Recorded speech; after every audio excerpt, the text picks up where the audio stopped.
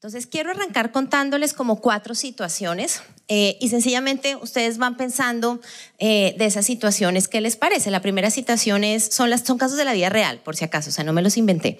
Son las 3 de la mañana, una mamá primeriza está con su bebé de 2 meses, este bebé no hace sino llorar, ella es primeriza, entonces todavía no entiende bien el llanto por qué es, y llora y lleva más de 1 hora llorando, él se le empieza a subir la temperatura, el pediatra pues a esa hora no le contesta ni al servicio de urgencias y entonces ella pertenece a una red de mamás, un grupo digamos cerrado de mamás en Bogotá en Facebook, entonces coloca un mensaje y entonces dice miren no me contesta pero pues en medianoche salir ahorita a la clínica no es conveniente, ¿qué hago? Está llorando, ¿qué podré hacer? En menos de 20 minutos recibe más de 10 respuestas, 2 mujeres pediatras estaban haciendo turno y le dicen puedes hacer esto, otra mamá que estaba también con un bebé de 1 mes, estaba despierta en su tiempo de lactancia, le dice mira puedes hacer esto, o sea en menos de 20 minutos diferentes mujeres que no la conocen, que nunca se han visto y que en una madrugada reciben un mensaje, le pueden brindar ayuda en ese momento.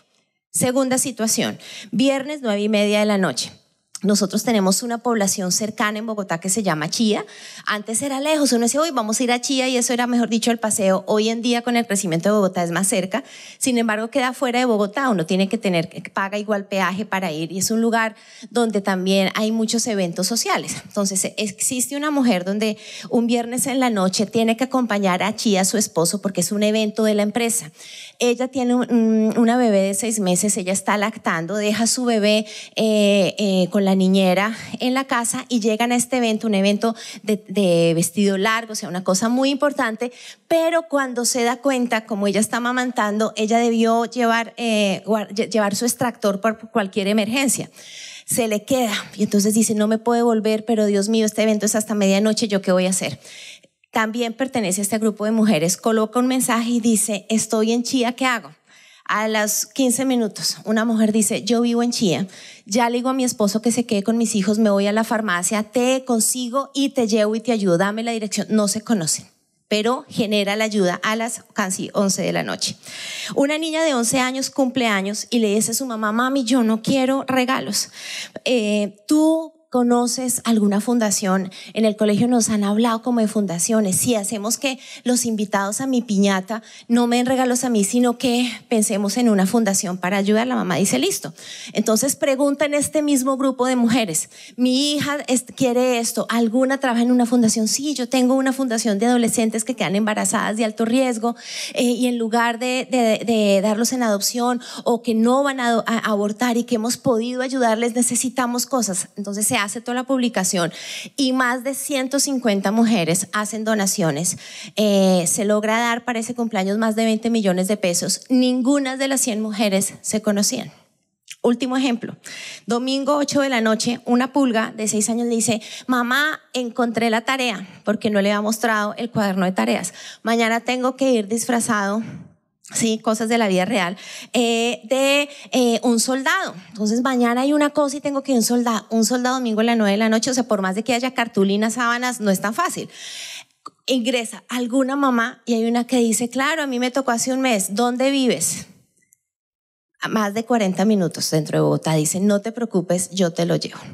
Cuando yo le cuento estas cosas, como se dan cuenta, pues como es un grupo de mamás, les coloco ejemplo, no podía colocarles otra cosa porque es algo de la vida real. ¿Usted qué piensa? Usted dice, ay, sí, eso es normal. No, eso aquí si alguien lo hiciera en Montería, además que ustedes se supone que son más dadivosos que los rolos, ¿no?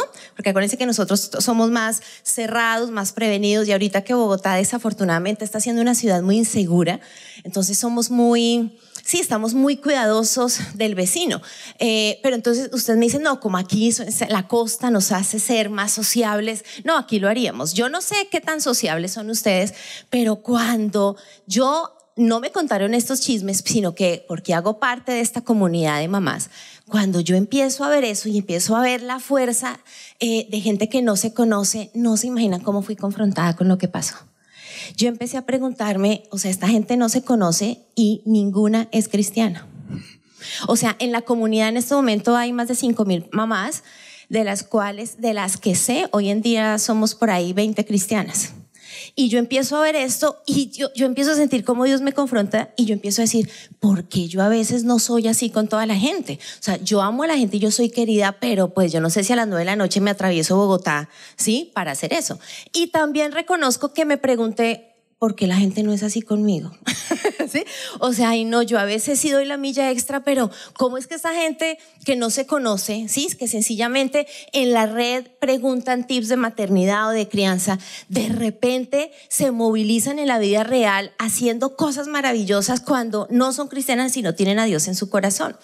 Porque a veces nos cuesta como cristianos hacer ese tipo de manifestaciones y Dios empezó como a hablar de eso. ¿Qué tanta compasión tú tienes por el otro? ¿Qué tanto esa teología y ese evangelio en nuestra mente se traduce no en acciones gigantes, pero en acciones pequeñas que salvan la vida del otro? ¿Sí? O sea, que le ayudan que al otro día el niño no sea el único que no llevó disfraz. ¿Sí? Pero que también ayudan a esa mamá que necesita un tip a medianoche porque nadie más la puede ayudar. ¿Por qué nos mueve como colombianos situaciones como La Guajira, como Mocoa? ¿Sí? Y ahí es impresionante, si uno ve las imágenes y todo el mundo empieza a donar como iglesia, entonces también empezamos a ver cómo ayudamos, pero a veces la necesidad de nuestro hermano que está en la alabanza al lado, ¿sí? No la conocemos y si la conocemos decimos, lloro por ti. ¿Sí? O sea, ¿por qué? Fueron preguntas que empezaron a venir a mi mente. Y entonces recordé la historia de Lucas 10, del buen samaritano. Dice, Jesús respondió con una historia. Un hombre judío bajaba de Jerusalén y fue atacado por ladrones. Le quitaron la ropa, le pegaron y lo dejaron medio muerto al costado del camino. Un sacerdote pasó por allí de casualidad, pero cuando vio al hombre en el suelo, cruzó al otro lado del camino y siguió de largo. Un ayudante del templo pasó y lo vio tirado, pero ¿qué pasó? También siguió de largo al otro lado. Entonces pasó por ahí un samaritano despreciado y cuando vio al hombre sintió compasión, va a decir eso, compasión por él. Se le acercó y le alivió las heridas con vino, aceite de oliva y se las vendó. Luego subió al hombre en su propio burro y lo llevó hasta un alojamiento donde lo cuidó. Al día siguiente le dio 2 monedas de plata al encargado de esta posada y le dijo, cuide a este hombre, si los gastos superan esta cantidad, te pagaré la diferencia la próxima vez que venga, que pase por aquí. Y entonces Jesús empieza a decir, ¿cuál de los 3 te parece que fue el prójimo del hombre atacado por los bandidos? Evidentemente, pues fue el que mostró compasión, ¿cierto? El samaritano. Y entonces termina la parábola diciendo, Jesús les dijo, así es, ahora ves y haz lo mismo. A mí me impacta porque el samaritano, a diferencia de los otros hombres, no pudo seguir derecho. El samaritano, todos lo vieron como, ay, te atracaron, ay, sí, y siguieron, sí, pero el samaritano dice, no puedo mirar y seguir, tengo que hacer algo. Así no lo conozca, sí, así no crea lo mismo que yo, o sea, no me importa lo social, yo necesito hacer algo. Y no solo lo ayudó, lo levantó y le sanó las heridas, sino que hace una milla extra, ¿sí? Paga un alojamiento, le paga esa noche una posada y deja pago, le dice al dueño, aquí pago, pero por si pasa algún gasto adicional fresco que yo cubro los gastos. O sea, no hizo una ayuda mediocre, una ayuda de primeros auxilios, hizo algo más allá. Y entonces ahí yo me empiezo a seguir preguntando y creo, iglesia, que cuando nosotros conocemos a Dios, ese amor por Dios nos cautiva y no solo empezamos a buscar más a Dios, sino que expresamos amor a la gente. Pero cuando empieza a pasar el tiempo, algo pasa y nos endurecemos. Y buscamos ser más espirituales, pero a veces pensamos que la espiritualidad se traduce más en conocimiento del cerebro y dejamos de un lado el ser humanos. Por eso la prédica se llama Somos Humanos. Porque eso no nos quita, ¿sí? Lo espiritual no nos quita que usted y yo seguimos siendo de carne y hueso. Y a veces pensamos que hacer obras o ser movidos en compasión nos hace menos espirituales, ¿sí? Cuando realmente la compasión deja ver más espiritualidad, porque Jesús dijo que el mundo nos iba a conocer no por prédicas ni milagros, sino por el amor. ¿Recuerdan eso? O sea, Jesús dice, realmente es el amor lo que va a impactar a la gente. Juan 13:35 dice, de este modo todos sabrán que son mis discípulos si se aman los unos a los otros. Y Juan 4:8 dice, el que no ama no conoce a Dios porque Dios es amor. Entonces me hice 2 preguntas. ¿Qué nos ha endurecido? ¿Qué ha hecho que nosotros espiritualicemos todo, ¿sí? Y se nos olvida que nuestra humanidad también fue dada por Dios. O sea, ¿en qué momento pensamos que la única salida es orar y no dar un vaso de agua o un Dolex si alguien tiene una gripa, o ayudar en un mercado o en un desayuno si alguien necesita? O sea, ¿en qué momento pensamos que lo más importante es solo lo espiritual? Ojo, no estoy diciendo que lo espiritual no hay que hacerlo, pero lo que le quiero decir es ¿en qué momento pensamos que ser espirituales es solo eso y que la humanidad no vale la pena? ¿En qué momento nos endurecemos? ¿Y por qué ocurre esto? Encontré 2 razones. La primera la he llamado porque tenemos una teología sin amor. 1 Corintios 8:1 dice que el conocimiento envanece, pero el amor edifica. Quiero que diga eso, el amor edifica. Es importante conocer más a Dios, sí. Es importante estudiar teología, sí. Es importante involucrarnos en sus grupos y empezar procesos. Claro que es importante, usted lo necesita, pero ese conocimiento no puede envanecer las obras de amor que nosotros necesitamos. Y entonces empezamos con las rutinas, venimos a culto, la oración de la mañana, hacemos los eventos, nos inscribimos en los encuentros, todo eso está bien, pero de repente nos montamos entonces todos en el mismo bus, porque todos queremos el mismo destino, agradar a Dios, buscar su voluntad en nuestra vida, llegar al cielo diciéndole a Dios hicimos bien la tarea, pero se nos olvida que en ese bus tenemos compañeros de viaje. Y hacia allá es hacia hoy, mañana, donde los quiero desafiar como iglesia, o el Señor los quiere llevar. Sí, estamos creciendo como iglesia, ustedes vienen en un proceso de crecimiento, de cosas muy lindas hacia Dios, pero en ese bus ustedes tienen compañeros de viaje. Y el crecer en espiritualidad no puede limitarlos en saber cómo está. Y le pregunto, ¿hace cuánto de verdad usted no le pregunta a ese compañero de ministerio o de grupo conexión o esa persona que lleva poco tiempo, que viene por primera vez, cómo está?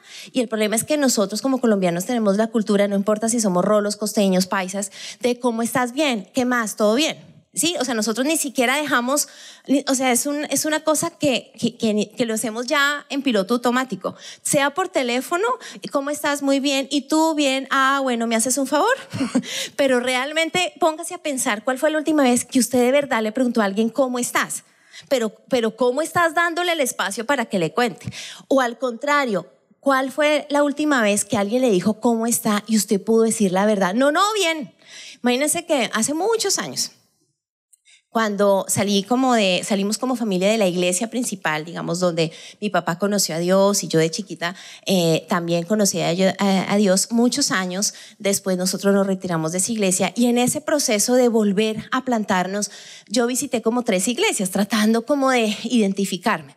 Y una iglesia en Bogotá que es maravillosa, es grande, es linda, pero yo solo pude estar como 6 meses porque digamos que hubo una parte como doctrinal en la cual dije no me siento identificada, y como que habían cosas que no estaban como alineadas muy bien. Pero digamos que fue una iglesia muy amorosa y yo necesitaba como eso, como un renuevo. Pero lo que más me impactaba es que tenían un lenguaje propio en esa iglesia, y era que cuando tú decías ¿cómo estás?, lo que uno respondía era bendecido y en victoria. No sé si hayan otras iglesias en Bogotá o en Colombia que lo digan, pero en esa iglesia les estoy hablando que era impresionante. O sea, desde el vigilante hasta el pastor, en lugar de decir hola, ¿cómo estás? Bien, que es lo que usualmente uno dice, era ¿cómo estás? Bendecido en victoria.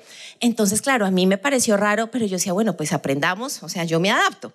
Lo impresionante es que un día llegué, como yo no era antigua, y yo había estado con una gripa que ustedes no se imaginan, o sea, de verdad, nariz de ping-pong, sí, así toda gangosa. Entonces, pero pues fui a culto y me recibieron. Entonces, Natalia, bienvenida, ¿cómo estás? Y yo, con una gripa así. No, tú no puedes confesar eso.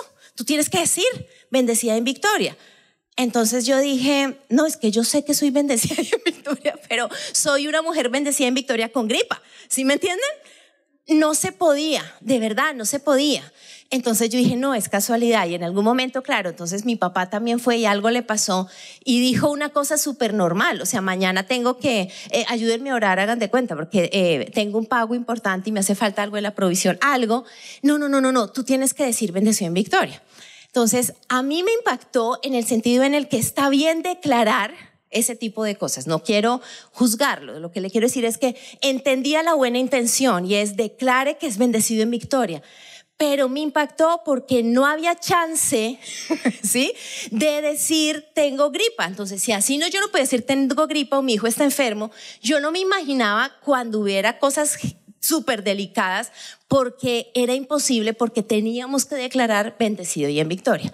Evidentemente no duré ni 6 meses en ese lugar, porque pues hubo este tipo de cosas que yo decía, entiendo la intención, pero yo necesito ser humana. Sí, yo necesito conocer a un Dios, y si tú vienes por primera vez, yo quiero decirte algo. Como iglesia creemos en un Dios que ama, en un Dios que es cercano, pero nosotros creemos que la espiritualidad se traduce en que tú vas a conocer a Dios como tú eres, y que todos aquellos que tal vez llevamos un camino más adelantado en conocer a Dios, te queremos mostrar lo que somos. ¿Sí? O sea, nosotros no necesitamos aparentar una santidad, una perfección. No, yo lucho con cosas que usted lucha también. Entonces, eso me llama la atención, porque aunque ustedes aquí en Montería y en Bogotá tal vez no tenemos la frase bendecido en victoria, sí podemos caer en que no abrimos nuestro corazón, o que si pasamos una necesidad, no, donde yo le diga en la iglesia que oren porque tengo esta enfermedad o que necesito esto, no, mejor no. Y entonces es como un orgullo que hace que no seamos humanos y que queramos mostrar tal vez tanta espiritualidad, y es un orgullo, ¿sí?, que nos impide pedir ayuda. Pero ojo, también cuando el otro está mal, ese orgullo también se traduce en una teología cerebral, pero que no me mueve en el amor de Dios. Y es importante empezar a ver que el compañero de viaje, como iglesia, como familia de Dios, es importante en nuestra vida. Hay algo tremendo en Mateo 25, y es que es de los versículos que a mí me impresionan en la Biblia, porque nos dicen que un día vamos a estar ante la presencia de Dios, y muchos van a decir, Señor, yo prediqué, uy, Señor, yo madrugaba y yo servía en Montería en una iglesia toda la semana, ¿sí? No, y yo echaba demonios, no, yo hacía una cantidad de cosas, yo cantaba para ti, no, yo hacía obra social, una cantidad de cosas. Pero de repente dice lo siguiente, versículo 44, ellos responderán, Señor, ¿sí?, ¿en qué momento te vimos con hambre o con sed? Porque la historia dice que vamos a estar delante de Dios, y Dios dice, yo a ustedes no los conozco. Entonces ellos dicen, ¿cómo así, Señor? ¿En qué momento te vimos con hambre o con sed, o como extranjero desnudo, o enfermo o en prisión, y no te ayudamos? Y Él responderá, les digo la verdad, cuando se negaron a ayudar al más insignificante de estos mis hermanos, se negaron a ayudarme a mí. Este es un versículo tenaz. Porque lo que nos quiere decir es Jesús es importante la parte espiritual, pero también ustedes hacen que yo los conozca y hablan de mí al ayudar en la humanidad. ¿Sí? Claro que necesitamos orar, claro que necesitamos enseñarles principios, pero el saber cómo estás, el que si una persona está enferma, sí, yo pueda llamarlo, el que como iglesia acompañemos a la funeraria a esa persona que está despidiéndose de un pariente, el que si decimos esta mujer está sola, no puede cocinar, sí, está enferma, dividámonos y cómo podemos ayudarla a través de un almuerzo. O sea, la humanidad deja ver una diferencia, y por eso les digo que este grupo de mujeres, me impactó, porque yo decía que si esto es posible sin Dios en el corazón, imagínense lo que nosotros como iglesia podíamos hacer. Si tenemos a Dios, pero si no descuidamos la humanidad que necesitamos hacer. Jesús no nos pide cosas grandes, no, salvemos el hambre en el África, vayámonos ya a Guajira, ¿sí? Que fue lo que pasó. Entonces toda Colombia sensibilizó, los niños están muriendo, no sé qué, 10,000 donaciones. Pero más allá de eso y en el día a día, ¿qué está pasando? Yo tengo claro que en este momento todavía hay problemas en La Guajira, pero como ya no es noticia, se nos olvidó. Pero cuando pasa, todos nos movemos hacia La Guajira o hacia donde es el terremoto o cosas así. Jesús nos pide obras simples, gente buena haciendo cosas buenas. Esa es la historia del samaritano. Te agredieron, te rasparon, te atracaron, ven, te limpio las heridas y que puedas dormir esta noche. Es una milla extra en el sentido en el que tengo que salir de mi conformidad, que tal vez en lugar de ver el partido de fútbol tengo que ir a la funeraria, ¿sí? Que me llama esta persona y dice, estamos en la clínica, perdimos el bebé. Yo nunca me imaginé acompañar a mis ovejas en la pérdida de bebés, porque pues como trabajo con jóvenes universitarios, yo siempre dije, ay, los de parejas les toca ese chicharrón, pero mis universitarios ya han crecido y tengo líderes que ya se casaron, ¿sí? Y han perdido bebés, entonces les tengo que decir que ya he tenido varios momentos donde sea a medianoche o a las 3 de la tarde, hemos tenido que ir a esa clínica de urgencias porque nos dicen líderes, algunos no tienen mamá, no tienen papá, acabamos de perder el bebé y nosotros tenemos que ir allá, ¿sí? Y vamos, y no se les estoy hablando que vamos, entonces ya vamos a orar, no, vamos a llorar, ¿sí? Vamos a abrazarlos y organizamos la siguiente semana que está hospitalizada, entonces ¿qué necesitas? ¿Llevo a tu trabajo la incapacidad? Porque también es, ¿qué hacemos? ¿Ya almorzaste? ¿Sí? O sea, cosas donde el amor se va a traducir a través de la humanidad. Yo creo que como iglesia necesitamos recuperar el sentido común. ¿Sí? Es sentido común, o sea, no estamos hablando de que oremos a ver qué se nos ocurre, no, sentido común. Si alguien está enfermo necesita, ¿sí? Si una persona se fractura, llega en yeso, no es, ay, si oremos por el hermano, ¿cómo estás? Pero es que como no lo conoce, no importa, recíbele la cartera, ayude al tipo de muletas, pero no, bienvenido, siga. No, el tipo necesita saber cómo se sienta con muletas. ¿Sí?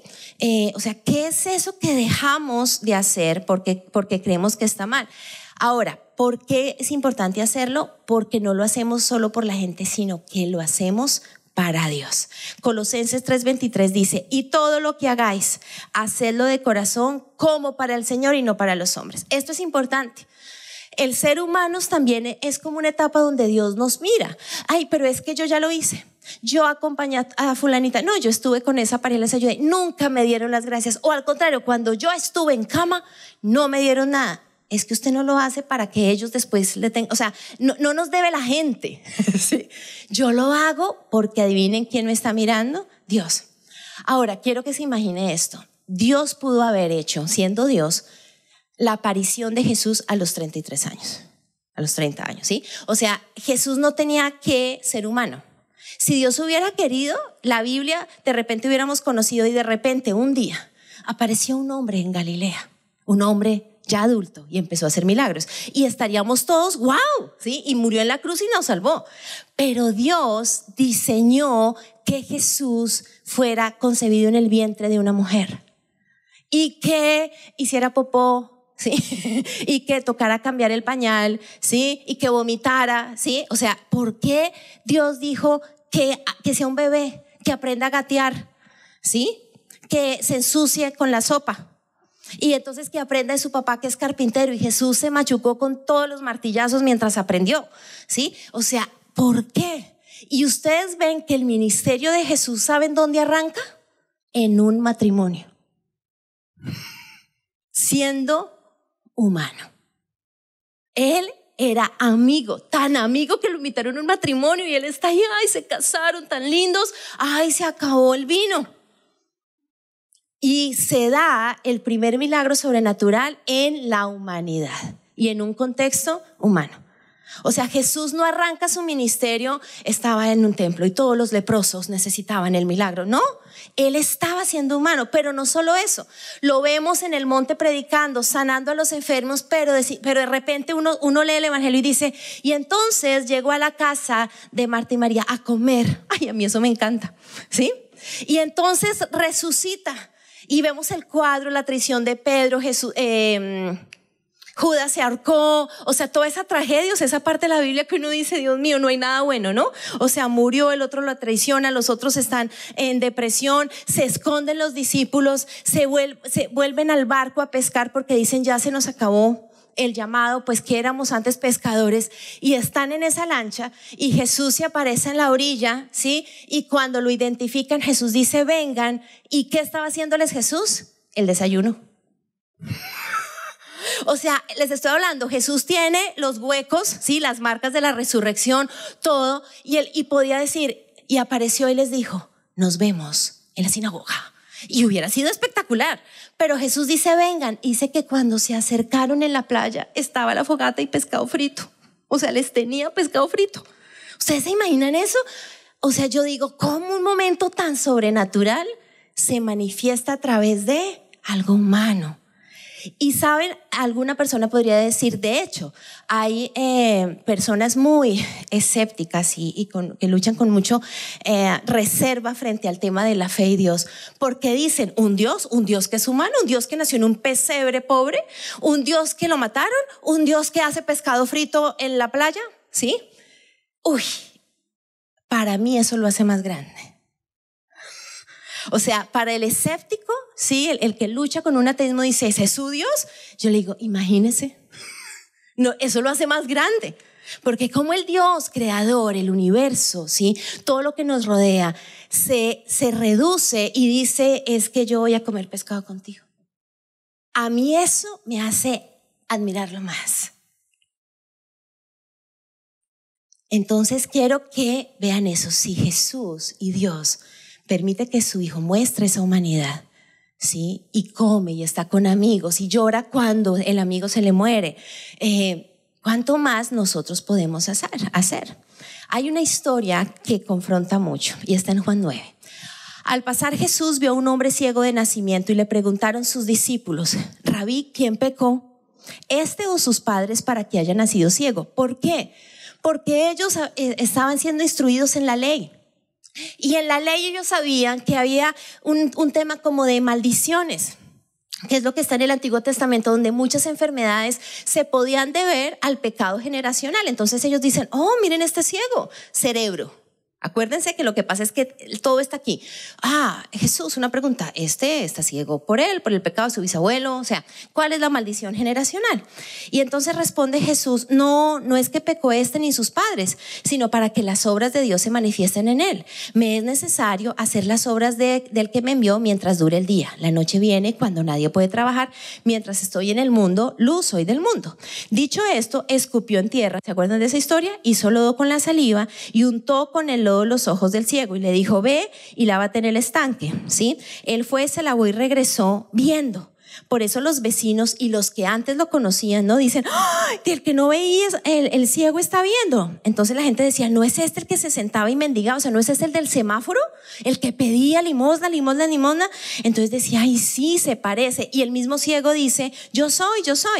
Entonces, claro, todos le preguntaron, ¿cómo te fueron abiertos los ojos? Y él cuenta la historia. Les estoy adelantando la película. Entonces él dice, no, este hombre que se llama Jesús vino, se echó un gargajo, ¿sí? Hizo una plasta ahí con barro, bastante humano a propósito. O sea, ese milagro con gargajo más humano no puede ser. Qué asco. Pero pues yo creo que él decía, me toca decirles hasta que soy humano en eso.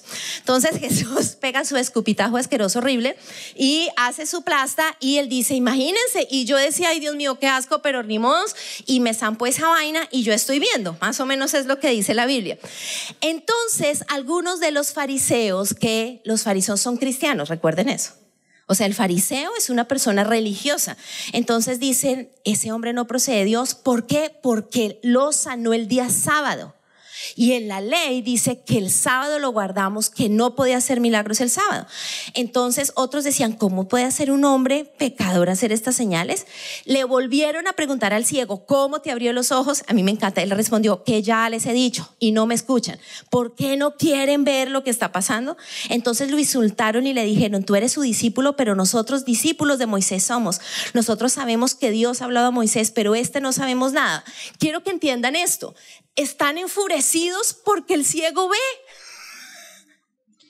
O sea, a mí no importa, listo, estaba la ley del sábado, pero lo que los enfurece es por qué ve y por qué lo hace el sábado.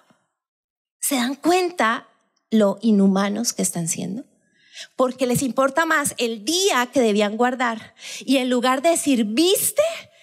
Para ellos el orden, ¿cuál era? Deberías estar ciego. Es ridículo. Pero usted y yo a veces somos así. Pero qué pena, es que deberías estar en esta condición. No, alégrate. Quiero que miren este contexto tan tenaz. El hombre les dijo, pues esto es lo maravilloso. Ay, me encanta. Él puede ver lo que, o sea, los otros están más ciegos que este que era ciego.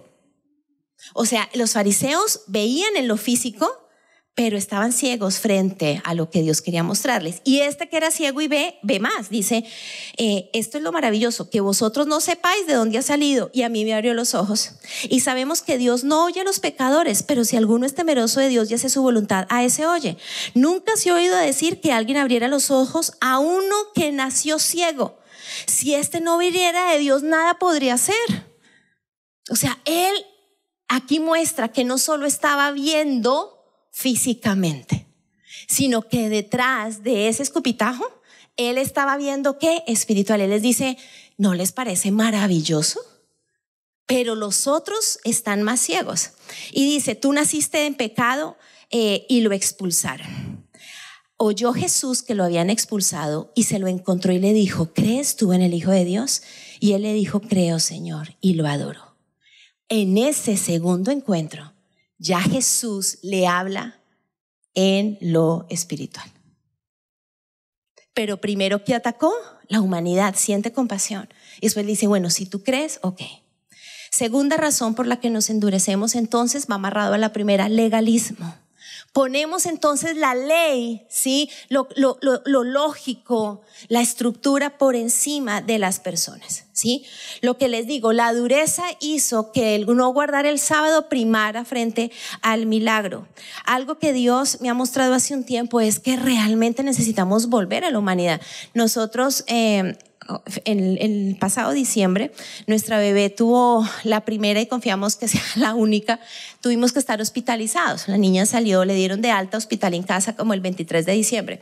Entonces estuvimos como 8 días en clínica por un tema respiratorio que se complicó y nos tocó pasar por esa prueba que no es nada chévere estar hospitalizados con una bebé.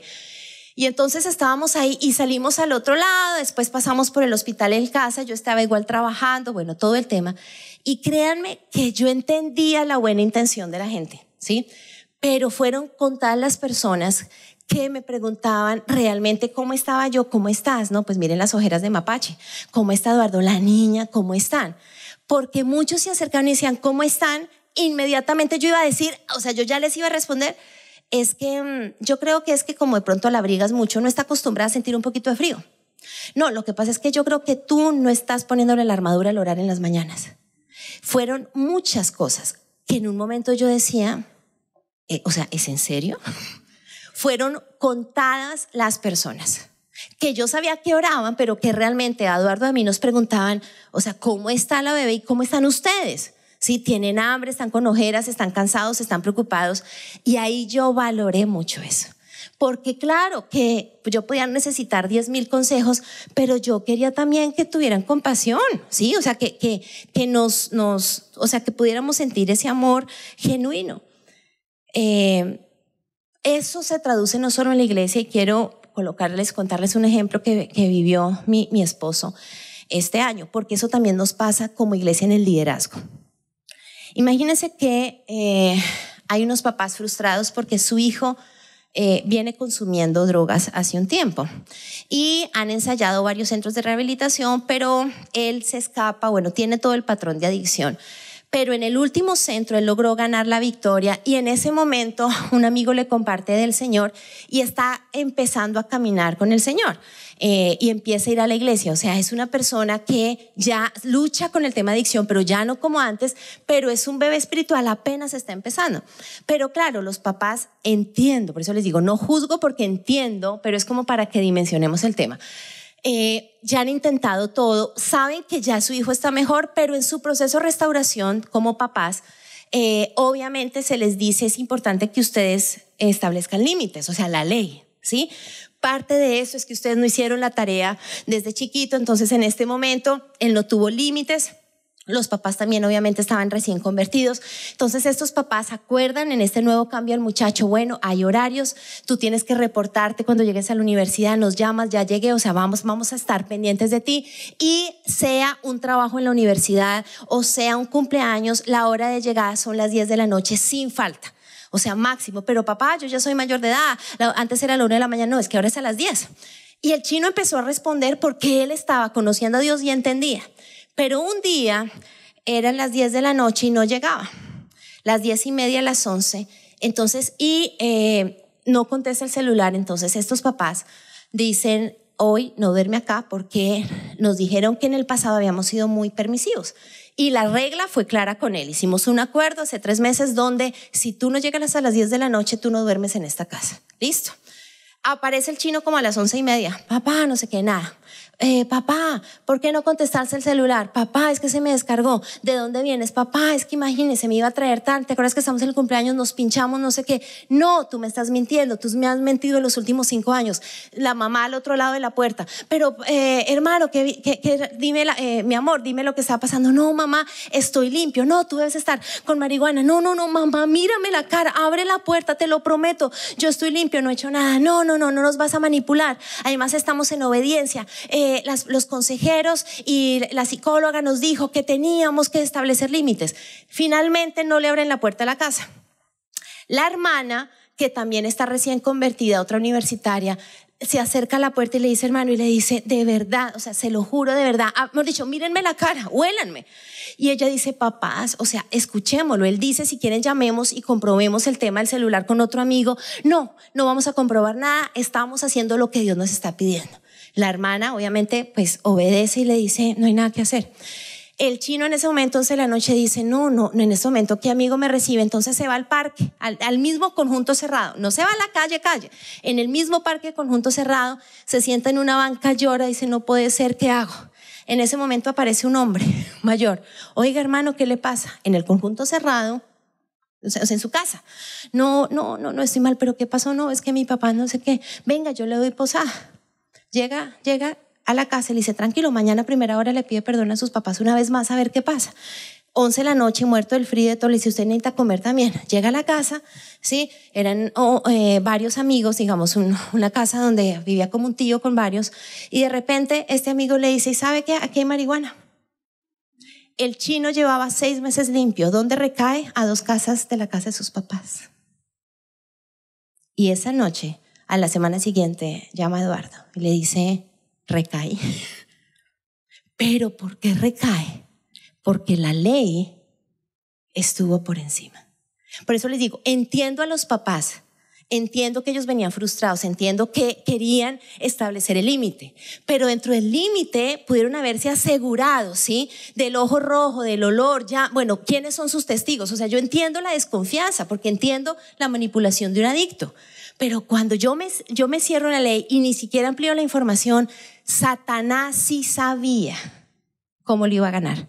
Y a 2 casas en el mismo conjunto cerrado, sí, le dieron un sándwich de queso, un jugo, y a las 2 horas recayó. Difícil, ¿cierto? ¿Por qué? Porque la ley mata a la gente. O sea, necesitamos los procesos, necesitamos seguir las cosas, pero en la cruz me encanta porque la Biblia dice que se besó la justicia con la gracia. Entonces yo necesito dar amor con límites, es decir, busco lo espiritual, pero tengo que ser humano, ¿sí? Nos fuimos al extremo de la religión y a veces descuidamos la familia. Hijos, ¿cuándo tú le preguntas a tus papás cómo les fue en el trabajo? Porque es muy normal que los papás lleguen y así hayan tenido un día de trabajo full, siempre te van a preguntar, ¿y cómo te fue? Y uno que responde, bien. Y el papá es como, a ver, pero cuéntame algo más. Pero la pregunta es, ¿cuántas veces tú ahí le dices, papá, ¿y cómo te fue? Hace un tiempo estuve con una universitaria. No, la relación con mis papás es terrible. Y bueno, veníamos haciendo todo el proceso y un día me dice, no, parece que no hay plata para el otro semestre y preciso estrellaron a mi papá. Entonces estoy preocupada porque viene el gasto del taller del papá más lo del semestre. Entonces le dije, ay, sí, le dije, bueno, vamos a hacer una cosa, te dejo una tarea. Pregúntale, bueno, le dije, ¿y qué has hablado con tu papá? ¿Le has preguntado si va a salir la plata o si es mejor aplazar el semestre o cómo está? Porque me dice, yo lo veo como estresado. Le dije, pero tú ya le preguntaste, entonces le dije, lo vas a hacer. A la semana siguiente tengo la cita y le dije, ¿qué pasó? ¿Hablaste con tu papá? No, yo estoy orando por él y yo sé que Dios le va a proveer. Le dije, no, es que no has hecho la tarea. Está bien que ores, pero como hija tienes que decirle, papá, está la plata, estás preocupado, aplazamos el semestre. Yo he visto testimonios de papás que ganamos para Dios cuando el hijo le dice, papá, ¿quieres un tinto? ¿Perdón? Cuando la mamá siempre da el tinto. O sea, ¿qué pasa? Pero papás, de pronto también ustedes necesitan preguntarle realmente al hijo cómo le fue. Esposos, nosotras las podemos consentir y el consentimiento y el beso y el abrazo y la comidita, o sea, dennos las gracias, ¿sí? O sea, no es necesario en el Día de la Madre y en el Día de la Mujer, ¿sí? O sea, de verdad de vez en cuando que no solo sea eso, ¿sí? Pero mujeres, el pobre man madruga, llega agotado, deme comida porque estoy en la mala. Sí, solo pide comida y no, dele comida, ¿sí? O sea, sea humana con su marido, ¿sí me hago entender? Sí, o sea, la humanidad no solo es entonces este hermano está fracturado, sí, pero seamos humanos con nuestro cónyuge. ¿Te duele la cabeza? ¿Quieres un remedio? ¿Te hago un masaje? ¿Cómo estás? Gracias, te quedó delicioso, mami, te ayudo. Sí, mami, hoy no vas a hacer nada. O sea, estás toda la semana haciendo oficio cocinando, hoy yo te hago el desayuno. O sea, esas cosas nos harían ganar la relación familiar. Y usted dice, es que yo oro y yo ayuno. Sí, pero si usted no hace lo humano, no va a acercar a su mamá, a su esposo, a su papá, ni a sus hijos. Pero es que yo me levanto y rodeo y eso entro a la habitación y oro. Sí, pero el chino necesita, ¿cómo le fue? ¿Quiere un helado? ¿Sí? O ese papá necesita, ¿cómo estás? O sea, ¿qué necesitas? Hice un ejercicio. Y ya me acerco al tiempo, hice un ejercicio y es que después de lo que nosotros vimos como familia, yo dije, ¿será que yo estoy muy sensible? Entonces dije, voy a hacer un experimento y le pregunté a varias personas, les dije, la pregunta se las leo, la pregunta es, en algún momento de tu vida dentro de la iglesia, ¿tú has sentido que faltó sensibilidad? O sea, ¿en qué momento tú dijiste, ay, de verdad yo hubiera esperado esto en la parte humana? Y miren, es tremendo, porque una persona me dijo, en el parto de mi primer hijo, yo necesitaba palabras de aliento y de repente las primeras llamadas inmediatamente me mandaron a leer libros y prédicas. Tampoco me preguntaban cómo estaba, sino la pregunta es, ¿y cuándo vas a volver a servir? Y yo estaba en ese momento con la cesárea, ¿sí? No tenía mamá cerca, no podía cocinar, ¿sí? Hubiera esperado que alguien dice, le llevo algo, o sea, le echo agua a la sopa y le llevo mi sopa, ¿sí? Una persona dijo, cuando perdí mi bebé, fueron muy contados, de tantos amigos, fueron pocos los que nos acompañaron. Mucha gente en silencio, sabemos que era incómodo, pero ni un mensaje, aún después nunca vino una respuesta. Otra persona dijo, cuando yo dije que tenía problemas con mi esposo, sí, sabíamos que veníamos con problemas, pero queríamos la ayuda. A veces inmediatamente recibimos juicios y un palo en toda la situación. Cuando dije que aún yo estaba enferma, después de una incapacidad, me dijeron, pero renuncia, yo creo que ya es un demonio. Y me dolía el cuerpo, necesitaba compasión. Otra persona me dijo, mis hijos habían estado enfermos y a los 3 meses sufrieron una recaída. Alguien me dijo, pues sí, acostúmbrate, si ya hay un diagnóstico, pues sí, eso es ser mamá. Cuando yo escuché esto, yo dije, necesitamos volver a lo básico. Somos humanos, ¿sí? Somos espirituales, pero somos humanos. De chiquita, parte de mis chichones que yo tuve que sanar con papá, no fue el papá que maltrataba, que gritaba, que golpeaba, que maldecía a mi papá, no fue así. Nunca fue. Él es mejor que el pan, yo siempre digo. Papá es amoroso, es un hombre bueno. Pero hubo un momento en mi vida donde yo sentía carga con papá.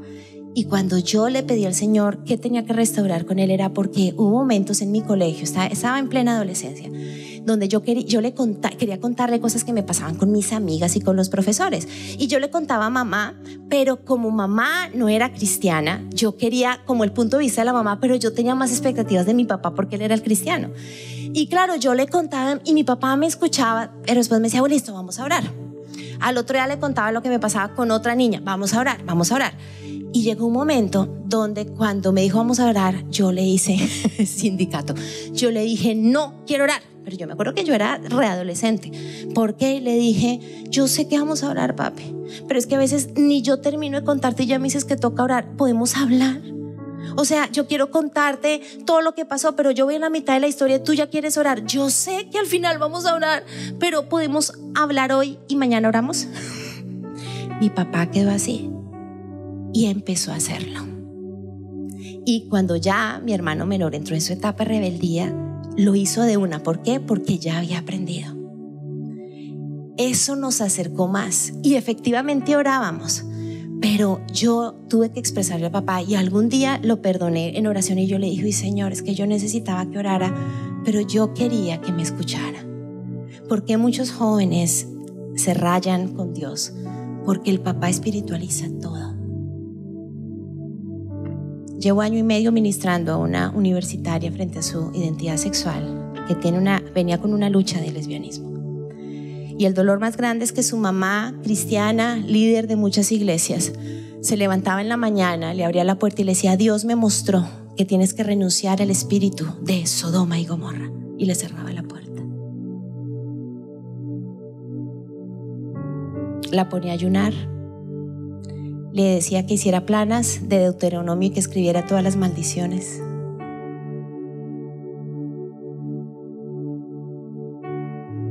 Y esta hija necesitaba una mamá que tal vez orara, pero que se conectara.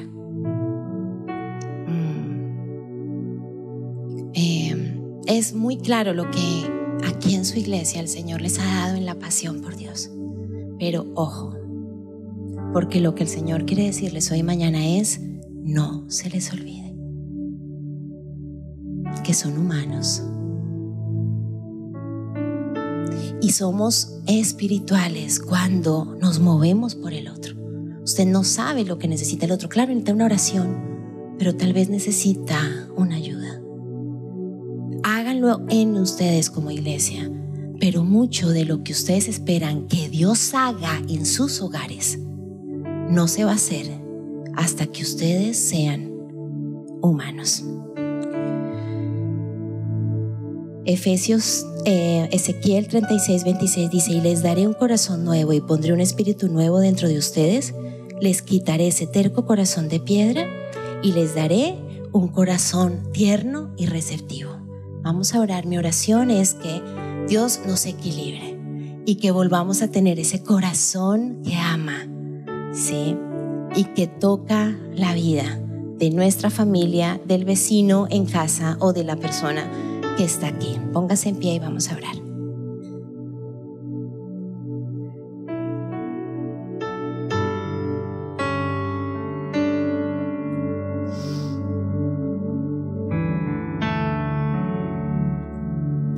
Señor, yo te doy gracias, Papá Dios, porque tú enviaste a Jesús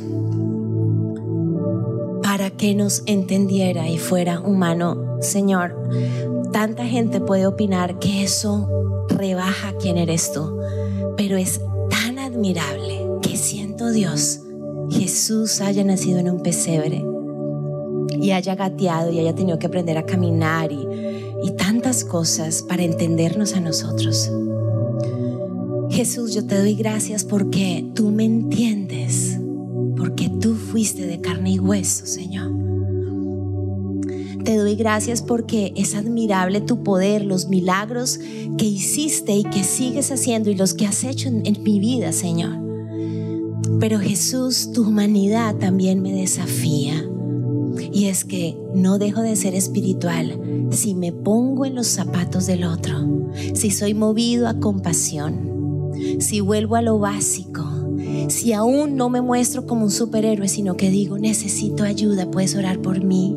Saben, estoy pasando por esta situación. Perdona nuestro orgullo, el orgullo de pensar que si levantamos la mano a expresar necesidad dejamos de ser espirituales. Perdona esa máscara de religiosidad, de fariseísmo, de todo está bien. Perdóname.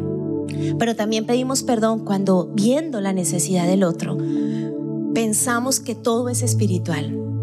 Y sí, es espiritual, pero necesita agua, necesita transporte, porque no tiene ni siquiera para tomar un bus, necesita un almuerzo, necesita una llamada, necesita un abrazo en la funeraria. También te pedimos perdón porque en nuestro matrimonio podemos estar pasando dificultades, o en la relación con mis hijos, o con mi esposo, con mis papás, y hemos ayunado y peleamos contigo diciendo: ¿por qué no haces el milagro? Pero se nos olvida que así como oramos, mucho de lo que tú puedes hacer es a través del sentido común, a través de que nosotros demos la milla extra y saludemos, ayudemos en el oficio, demos palabras de alabanza, demos gracias, los cuidemos. Yo te pido que a cada papá tú lo fortalezcas para que puedan hacer esa milla extra frente a sus hijos, frente a su esposa. Que tú fortalezcas a cada mamá para que puedan ser humanas frente a su esposo y frente a sus hijos. Señor, que como iglesia, Manantial de Dios, no solo siga creciendo en un fluir de tu presencia y el Espíritu Santo, sino que sea un manantial de compasión, de manos, de abrazos, que la gente diga: aquí me abrazan. Sí, aquí no solo oran para mí, sino que me sonríen, que me llaman cuando estoy enfermo. Puedo levantar la mano y pedir oración porque no me van a juzgar, me van a amar. Y que seamos una iglesia, Señor, donde podamos en casa testificar que Dios se traduce en pequeñas obras, porque tú, Señor, no lo pides. Y vas a alzar tus manos al cielo y le vamos a pedir a ese Espíritu Santo que sople ese gran fluir de compasión y de amor. El Espíritu Santo es el que nos da sensibilidad. Es esa persona en la Trinidad en la cual tú puedes decir: dame compasión, dame amor. Yo quiero ser espiritual, pero pellízcame. Dime cuando estoy religioso y cuando me molesto porque veo al ciego que ve y se me olvida que no importa la ley, lo que importa es el milagro. Hoy te pedimos, Espíritu Santo, que abras nuestros ojos. Hoy renunciamos a ese corazón y a esos ojos del fariseo, del religioso, que juzga, que tiene una teología cerebral, pero que el corazón está muerto y ciego. Hoy renunciamos en el nombre de Jesús a ese legalismo, a que la ley está por encima de la gente, Señor. Hoy renunciamos al juzgar. Hoy pedimos que nos ayudes a escuchar completo, que nos ayudes a ver lo que el otro necesita, y que así como en momentos hemos necesitado la oración, pero la humanidad de otros, que nosotros seamos agentes de paz, de consuelo, porque es a través del amor que vamos a hablar de ti. Jesús, te pedimos, Espíritu Santo, que soples en nosotros y que mi corazón sea de carne y no de piedra. Gracias, Señor.